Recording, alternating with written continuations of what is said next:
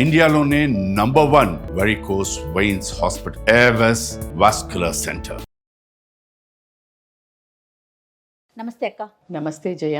అక్క, పిల్లల్లో, చిన్న పిల్లల్లో కానీ టీనేజ్ పిల్లల్లో కానీ ఎదుటి వారిని గౌరవించటం, వాళ్ళకి వాళ్ళ వృత్తితో కానీ లేకపోతే వాళ్ళకి దేంతోనూ సంబంధం లేకుండా ఎదుట మనిషిని రెస్పెక్ట్ చేయటం అనేది చిన్నప్పటి నుంచి నేర్పించాలి. పెద్ద అయినాక రాదు కదా. దాన్ని ఎలా అలవర్చాలి, ఎలా నేర్చుకుంటారు అసలు వాళ్ళు? Absolutely right question. మీరు రెండు విధాలుగా అడిగారు, ఎలా నేర్పించాలి, ఎలా నేర్చుకుంటారు అని అడిగారు. మీ క్వశ్చన్లోనే ఆన్సర్ నేను చెప్పాలంటే, మంకీసి మంకీడు. మనం ఎక్కడి నుంచి వచ్చాం? మనం పాత తరాలు, మనము అక్కడి నుంచే వచ్చాం. అంతే కదా. సో బేసికల్గా ఏంటంటే, అది ఎప్పుడు నువ్వు ఏదైనా ఒకటి పట్టుకుంది, మనది గుంజుకుంది, అది అక్కడ పడేయి అంటే పడేయదు. పడే నువ్వు ఎంత నోర్చించుకున్నారో, అదే నువ్వు ఒక అరటి పండు ఏదో తీసుకొని త్రో చేయి, అది నీకు అది త్రో చేస్తుంది. సో నువ్వు తీసుకొని వచ్చేయాలి, అది అరటిపండు తినేస్తుంది. చిన్నప్పుడు 3 టోపీలు కథ ఒకటి. ఎగ్జాక్ట్లీ. సో అట్లా మన నేచరే అది. సో మనకు ఒక రూట్స్ ఉన్నాయి. సో నువ్వు చెప్తే చెయ్యరు, నువ్వు ఏం చేస్తున్నావో వాళ్ళు అబ్జర్వ్ చేస్తారు. సో పేరెంటింగ్ అనేది ఇవాళ రేపట్లో ఎప్పుడైనా ఇది పెద్ద సమస్య. అప్పట్లో లేదా పేరెంట్స్ని చూసి నేర్చుకోవాలంటే, ఈరోజు మేము ఈ కల్చర్తో ఒకళ్ళ మీద మాట్లాడొద్దు, బిచ్చింగ్ చేయొద్దు, ఒకళ్ళ ఇట్లా ఇళ్ళలోకి పోయి ముచ్చట పెట్టొద్దు అనేది మా నాన్న విపరీతమైన స్ట్రిక్ట్. అసలు అమ్మో అన్నయ్య వచ్చాడని ఎవరు jump. So it was so scary మా నాన్నది. సో అట్లా మాకు అసలు వెళ్ళటం, మా నాన్నమ్మకు కూడా అలా ఇష్టం ఉండదు. సో ఇప్పుడు మాకు ఆ రూట్స్ ఉండిపోయినాయి. సో అప్పుడేం పెద్ద పెంచాలి, ఇలా పెరుగు అని పెరగలే, మాకు తెలియదు కదా. సో ఒక రూల్స్ అనేవి ఉండినాయి. సో వి గాట్ అది ఎప్పటి నుంచైనా జీన్సో ఇన్హెరిటో అబ్జర్వ్డో నడుస్తూనే ఉంటుంది. కానీ ఇక్కడ కొంచెం మనం ధ్యాస పెట్టి వీడియోలు చేసి చెప్పాల్సి వచ్చేది ఏంటంటే, మీరు ఇంకా కొంచెము అవేర్నెస్తో ప్రవర్తించండి. మీరు అంటే ఇన్ ద సెన్స్ పేరెంట్స్, పెద్దవాళ్ళు ఎవరున్నా. ఎందుకు అంటే, ఈ పేరెంట్స్ కూడా తెలియకుండా సొసైటీ తోటి డైవర్షన్ డిస్ట్రాక్షన్కి అలవాటైపోయింది. ఓకే, ముందుకు లేకుండే మన పని ఏంటో, మనం న్యాచురల్గా ఇన్హెరిటెంట్ అలా ఆస్తులు పని లెగసీ క్రాస్ అయ్యేది. ఇప్పుడు లెగసీని చేంజ్ అవుతుంది. ఇప్పుడు లెగసీని గట్టిగా ఊడలు పట్టుకొని ఉండాల్సి వస్తుంది, లేకపోతే ఇది ఒక మహాసముద్రం, కొట్టుకుపోయే సముద్రం వస్తుంది. పేరెంట్స్ మనుషులేగా, అమ్మైనా నాన్నైనా మనుషులే. వాళ్ళు ఒకలాంటి కంపారిజన్, వాళ్ళు ఒకలాంటి బిచ్చింగు, ఒకలాంటి చెలసి, ఒకలాంటి మాటలు, తర్వాత డబ్బు, చదువు, హోదా ఉన్న అది తెలియకుండా దాంట్లో వాళ్ళ ఒక మూలాలు మర్చిపోవడమో, లేకపోతే వాళ్ళు స్వతహాగా అలా ఉండటమో, వాళ్ళకి తెలియకుండా వాళ్ళు అదే అయితే కనుక it's a wake up call. Because it's a wake up call. ఎందుకు అంటే, నీ ద్వారా నీ లెగసీని అలా నువ్వు ఎలా ఉన్నావో పాత తరం నుంచి నిలబడుచుకోవచ్చు. లేదు అంటే, లేకపోతే నువ్వు చేంజ్ చేసి నీ లెగసీని మంచిగా మార్చొచ్చు. ఎందుకు అని అంటే, లైక్ ఎగ్జాంపుల్, మన దాంట్లో పేదవాడు ఉన్నాడు రా, అసలు ఎట్లయినా నేను కష్టపడి చదివిపిస్తా, ఒక్కడు గనక అమెరికాకు పోతే మన కుటుంబాల లెగసీ మారుతుంది. అంటే లేనోడు నుంచి ఉన్నోడు టైర్కి ఎక్కుతారు, టైర్ 3 నుంచి టైర్ 2కి వస్తారు అనే ఒకే తాపత్రయంతో ప్రతి ఒక్కళ్ళు అమెరికాకు పంపిస్తున్నారు. ఎందుకంటే ఇక్కడుంటే ఆ టైర్ 3 ఎప్పుడు టైర్ 3గానే ఉండాలి, రెస్పెక్ట్ ఇవ్వరు, బస్సుల్లోనే వెళ్ళాలి, కారు కొనుక్కోవాలంటే ఒక హోదా కావాలి. This is what a mind set of a common people. So దీన్ని చేంజ్ చేయాలి అనే ఒక అవేర్నెస్ ఉండటం వల్ల పిల్లల్ని చదివించటం, వాళ్ళ జీవితాలను, మా జీవితాలు ఎప్పటికీ ఇలాగే ఉండాలా, పనులలాగా ఎందుకు మేము పెరగకూడదు అనే థాట్ ఎలా వచ్చిందో, చదువు ఎంత ముఖ్యమో సంస్కారం అంత ముఖ్యం. కాబట్టి you have to aware how your legacy continuous.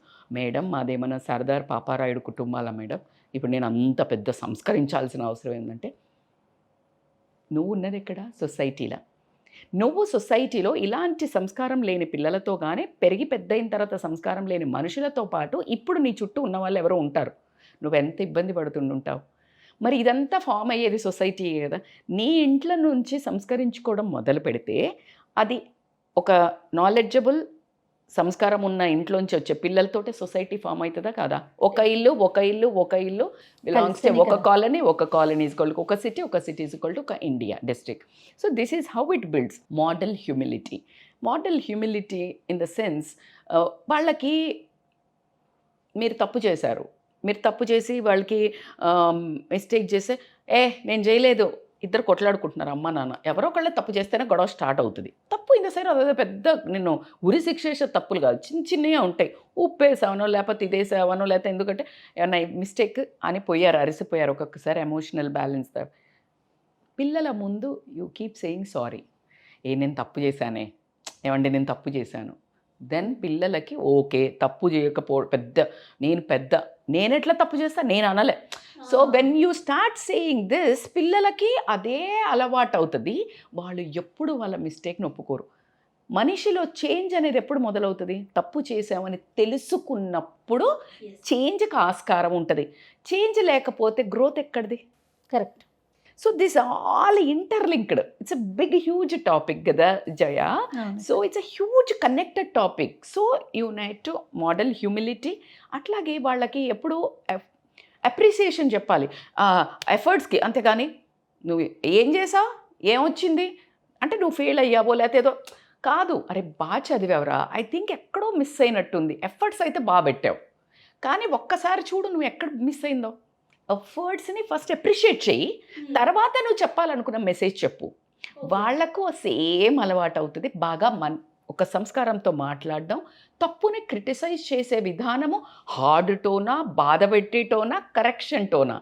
నీకేం కావాలా? మార్పు కావాలా, అంతే కదా. అంతేగాని ఇప్పుడు నువ్వు పెద్దగా అయిపోయావు, నువ్వు గేడు అయ్యావు, నీకే సంస్కారం లేదు, చిన్న బుజ్జోడికి అట్ట చెప్పాలో నువ్వే గయ్యమని ఎగ్గబడి అంటే అర్రే వాడు చిన్నోడు, నువ్వు ఒక్కసారి రివైజ్ చేసుకోవండి అనేటప్పుడు నువ్వు ఎన్నిసార్లు ఫెయిల్ అయ్యి ఉంటావు, ఎన్నిసార్లు నువ్వు చిన్నప్పుడు ఎన్ని తన్నులు తినుంటావు. Once you just get back. So appreciation and ఎఫర్ట్స్ని అప్రిషియేట్. కానీ అప్పుడు ఏమనుకుంటామంటే జనరల్గా నేను సరిగ్గా చదవలేకపోయాను, నేను చాలా తిట్లు తిన్నాను, నేను బాగా ఫెయిల్ అయ్యాను, నేను ఇక్కడ ఆగిపోయాను కాబట్టి నా పిల్లలు చాలా పర్ఫెక్ట్గా ఉండాలని ప్రతిదీ కరెక్ట్ చేయడానికి అదే మీరు టోనాలిటీ ఈజ్ వెరీ ఇంపార్టెంట్. వాడికి నీకేదో చూపించుకోవడానికే వాడి ఇప్పుడు పిల్లలు ఏమంటున్నారు అంటే మీకోసం చేశారు, మీకు చూపించుకోవడానికి చేశారు, మీకు పేరు రావాలని చేశారు అంటున్నారు. సో నీకు అది వాళ్ళకి కనిపించకూడదు. నీకు కనడమే నీ బాధ్యత, పెంచటం నీ బాధ్యత. వాళ్ళ రాత నువ్వు కనలేదు అనేది ఎంత వాస్తవం అంటే నువ్వు చెప్పాలి. కానీ మమతతోటి ప్రేమానురాగాలతో చెప్పడం ఒక్కటే తల్లి తండ్రిగా మిమ్మల్ని పెట్టాడు. లేకపోతే హాస్టల్లో పుట్టి అందరినీ ఒక దగ్గర టపా పుట్టించేసి అందరినీ ఒక డార్మెటరీలోనూ ఒక హాస్టల్లోనూ పెంచేవాడుగా దేవుడు. సో తల్లిదండ్రులు అందుకు ఇచ్చారంటారు ఓపిక, టాలరెన్స్. తల్లికి క్షమత ఎందుకు ఇచ్చాడు? అమ్మ ఈమె సరిగ్గా పెంచదేమో, ఉండు అసలు టెస్ట్ చేస్తా, ఎప్పుడు 9 నెలలు లోపల పెడతా, లోపల బాగా కాపాడుతుందా లేదా, కాపాడకపోయినా ఒక నేర్పిస్తా. ఆమె అది లేదనుకో స్లోగా 9 months, it's a huge time. Build the tolerance. So ఈ టాలరెన్స్, ఈ కష్టాలు ఈమెను చూస్తా అమ్మ 9 నెలలు మెంటల్ ప్రిపరేషన్. ఈ పిల్ల పెరిగితే ఇంత సంపాదించాలి, ఇంత దాచిపెట్టాలి, అంటడా. This all is like a planning, preparation. దేవుడు బాగా ప్లాన్ చేశాడు, మనకే సోయి లేదు. మనకి రేపు పెళ్ళి అయ్యేటప్పుడు, రేపు పెళ్ళి అంటే అప్పు ఎవడిస్తాడు? అరే ఇప్పుడు పుట్టిందా ఆమె, ఎప్పుడో 18 ఏళ్ళ కింద పుట్టింది, 20 ఏళ్ళ కింద పుట్టింది. You didn't plan. Yes. So this is all the big topic anyways. So cut short, again appreciate. అట్లా కాకుండా వాళ్ళకి సర్వీస్ చాలా ముఖ్యమైనవి చెప్తున్నా నేను. It's a huge topic, service and responsibility. Service అంటే ఎంతసేపు మనకేం వస్తుంది, మా ఇంటికి ఏమి వస్తాయి, మీరేమిస్తారు, మీ ఇంటికి వస్తే ఏమిస్తారు అన్నట్టే ఉంటుంది. మా ఇంటికి వస్తే ఏం తెస్తారు, మీ ఇంటికి వస్తే ఏమిస్తారు, అలా పెంచకూడదు. నువ్వు you have to make them service చేయటము.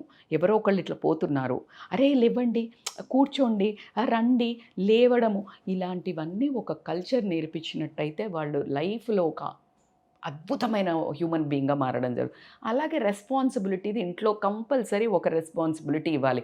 అరే నాన్న ఈ మంత్ పాల బిల్లు నాకు గుర్తుంటుంది ఉండదురా, నాకు చాలా ఉన్నాయి, నువ్వు గుర్తు పెట్టుకొని కట్టు. అంతవరకు చాలంటారా? ఒక్కొక్కటి ఇది యాడ్ చేసావు వాళ్ళ ఏజ్ని బట్టి. ఏజ్ ఉంటుంది కదా, అకార్డింగ్ టు ద ఏజ్. లేదు అని అంటే దిస్ వీక్ నీది తినని పిల్లలు ఉన్నారు, సతాయించే పిల్లలు ఉన్నారు, వాళ్ళకి ఏం రెస్పాన్సిబిలిటీ ఇవ్వాలి?